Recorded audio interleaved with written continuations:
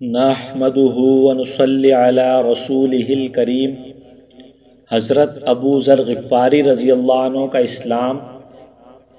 حضرت ابو ذر غفاری رضی اللہ عنہ مشہور صحابی ہیں جو بعد میں بڑے زاہدوں اور بڑے علماء میں سے ہوئے۔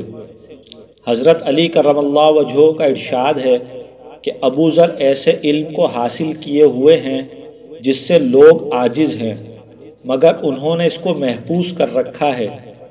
جب ان کو حضور اقدس صلی اللہ علیہ وسلم کی نبوت کی پہل خبر پہنچی تو انہوں نے اپنے بھائی کو حالات کی تحقیق کے واسطے مکہ بھیجا کہ جو شخص یہ دعویٰ کرتا ہے کہ میرے پاس وحی آتی ہے اور آسمان کی خبریں آتی ہیں، اس کے حالات معلوم کریں اور اس کے کلام کو غور سے سنیں۔ وہ مکہ مکرمہ آئے اور حالات معلوم کرنے کے بعد اپنے بھائی سے جا کر کہا کہ میں نے ان کو اچھی عادتوں اور عمدہ اخلاق کا حکم کرتے دیکھا اور ایک ایسا کلام سنا جو نہ شعر ہے نہ کاہنوں کا کلام ہے۔ ابو ذر رضی اللہ عنہ کی اس مجمل بات سے تشفی نہ ہوئی تو خود سامان سفر کیا اور مکہ پہنچے اور سیدھے مسجد حرام میں گئے۔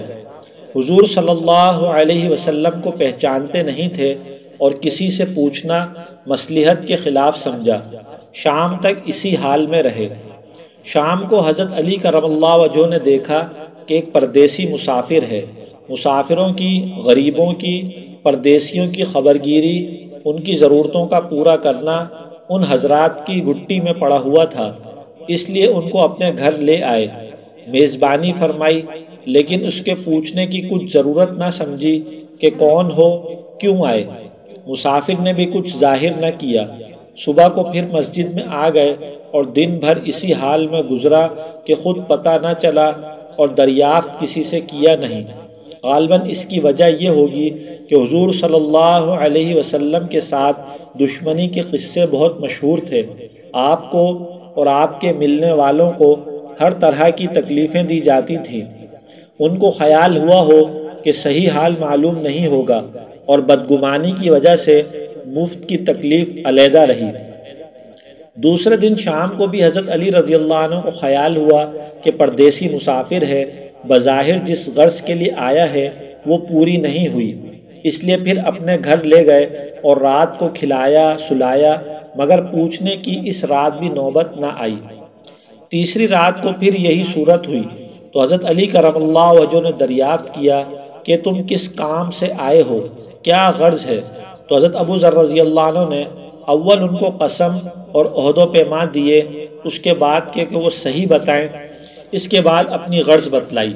حضرت علی کرم اللہ وجہہ نے فرمایا کہ وہ بے شک اللہ کے رسول ہیں اور صبح کو جب میں جاؤں تو تم میرے ساتھ چلنا، میں وہاں تک پہنچا دوں گا، لیکن مخالفت کا زور ہے، اس لیے راستے میں اگر مجھے کوئی شخص ایسا ملا جس سے میرے ساتھ چلنے کی وجہ سے تم پر کوئی اندیشہ ہو تو میں پیشاب کرنے لگوں گا یا اپنا جوتا درست کرنے لگوں گا، تم سیدھے چلے جانا، میرے ساتھ ٹھہرنا نہیں، جس کی وجہ سے تمہارا میرا ساتھ ہونا معلوم نہ ہو۔ چنانچہ صبح کو حضرت علی کرم اللہ وجہہ کے پیچھے پیچھے حضور صلی اللہ علیہ وسلم کی خدمت میں پہنچے۔ وہاں جا کر بات چیت ہوئی، اسی وقت مسلمان ہو گئے۔ حضور اقدس صلی اللہ علیہ وسلم نے ان کی تکلیف کے خیال سے فرمایا کہ اپنے اسلام کو ابھی ظاہر نہ کرنا، چپکے سے اپنی قوم میں چلے جاؤ، جب ہمارا غلبہ ہو جائے تو اس وقت چلے آنا۔ انہوں نے عرض کہ یا رسول اللہ، اس ذات کی قسم جس کے قبضے میں میری جان ہے کہ اس کلمہ توحید کو ان بے ایمانوں کے بیچ میں چلا کے پڑھوں گا۔ چنانچہ اسی وقت مسجد حرام میں تشریف لے گئے اور بلند آواز سے اشہد ان لا الہ الا اللہ و اشہد ان محمد رسول اللہ پڑھا۔ پھر کیا تھا، چاروں طرف سے لوگ اٹھے اور اس قدر مارا کہ زخمی کر دیا، مرنے کے قریب ہو گئے۔ حضور صلی اللہ علیہ وسلم کے چچا حضرت عباس رضی اللہ عنہ جو اس وقت تک مسلمان بھی نہیں ہوئے تھے، ان کے اوپر بچانے کے لیے لیٹ گئے اور لوگوں سے کہا کہ کیا ظلم کرتے ہو، یہ شخص قبیلہ غفار کا ہے اور یہ قبیلہ ملک شام کے راستے میں پڑتا ہے، تمہاری تجارت وغیرہ سب ملک شام کے ساتھ ہے، اگر یہ مر گیا تو شام کا جانا آنا بند ہو جائے گا۔ اس پر ان لوگوں کو بھی خیال ہوا کہ ملک شام سے ساری ضرورتیں پوری ہوتی ہیں، وہاں کا راستہ بند ہو جانا مصیبت ہے، اس لیے ان کو چھوڑ دیا۔ دوسرے دن پھر اسی طرح انہوں نے جا کر بآواز بلند کلمہ پڑھا، اور لوگ اس کلمے کی سننے کی تاب نہ لا سکتے تھے، اس لیے ان پر ٹوٹ پڑے۔ دوسرے دن بھی حضرت عباس رضی اللہ عنہ نے اسی طرح ان کو سمجھا کر ہٹایا کہ تمہاری تجارت کا راستہ بند ہو جائے گا۔ فائدہ: حضور صلی اللہ علیہ وسلم کے اس ارشاد کے باوجود کہ اپنے اسلام کو چھپاؤ، ان کا یہ فعل حق کے اظہار کا ولولہ اور غلبہ تھا کہ جب یہ دین حق ہے تو کسی کے باپ کا کیا اجارہ ہے جس سے ڈر کر چھپایا جائے، اور حضور صلی اللہ علیہ وسلم کا منع فرمانا شفقت کی وجہ سے تھا کہ ممکن ہے تکالیف کا تحمل نہ ہو، ورنہ حضور صلی اللہ علیہ وسلم کے حکم کے خلاف صحابہ رضی اللہ عنہم کی یہ مجال ہی نہ تھی۔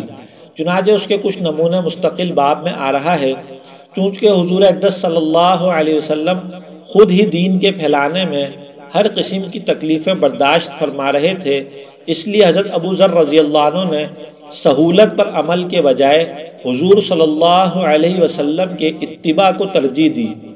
یہی ایک چیز تھی جس کی وجہ سے ہر قسم کی ترقی دینی و دنیاوی صحابہ کرام رضوان اللہ علیہم اجمعین کے قدم چوم رہی تھی، اور ہر میدان ان کے قبضے میں تھا کہ جو شخص بھی ایک مرتبہ کلمہ شہادت پڑھ کر اسلام کے جھنڈے کے نیچے آ جاتا تھا، بڑی سے بڑی قوت بھی اس کو روک نہ سکتی تھی، اور نہ بڑے سے بڑا ظلم اس کو دین کی اشاعت سے ہٹا سکتا تھا۔